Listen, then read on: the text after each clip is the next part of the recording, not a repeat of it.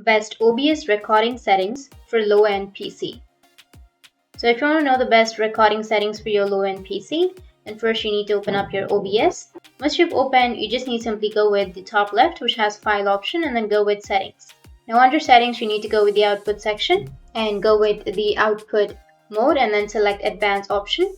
And after that, go with recording and select the type as standard and go with the recording format, and you can simply choose the format as MP4 and go with the encoder option, but make sure under the audio select the encoder as 264, and after that go with the rate control under your encoder settings and make sure that you've selected CBR, and then go with the bitrate, and under bitrate if you have low-end PC you can simply go with 4500, and if you have a medium-end PC you can go with 7500, and if you have a high-end PC you can go with 60,000. And after that you can select your preset, which is super fast, or you can go with faster.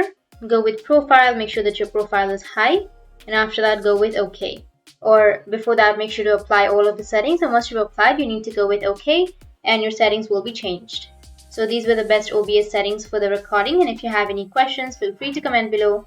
Thanks for watching.